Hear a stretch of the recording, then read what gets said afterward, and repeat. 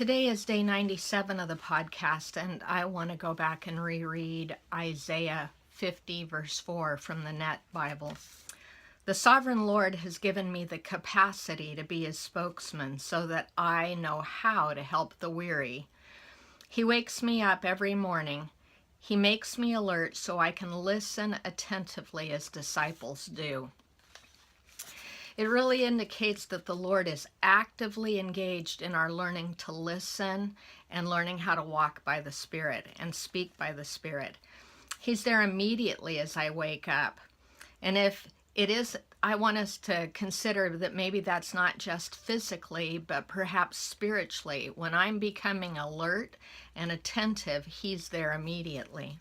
Let me read to us from Hebrews chapter 5, verse 12.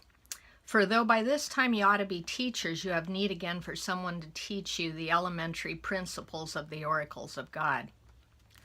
And you have come to need milk and not solid food. For everyone who partakes only of milk is not accustomed to the word of righteousness, for he is a babe. But solid food is for the mature, who because of practice have their senses trained to discern good and evil. It really indicates that this whole idea of learning to listen isn't for those who are satisfied to have someone else get nourishment for them, digest it for them, and then give it to them in the form of milk. But this is for those who want to mature and want to learn how to feed themselves, which is a natural part of our spiritual growth and progress.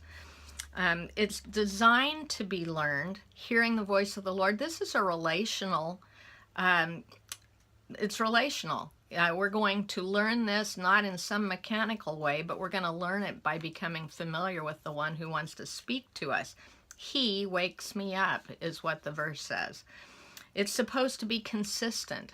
It's a morning by morning, ongoing, practicing, listening, waiting.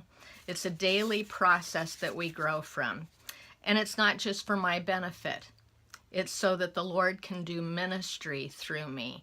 He wants to reach others by my life being awakened.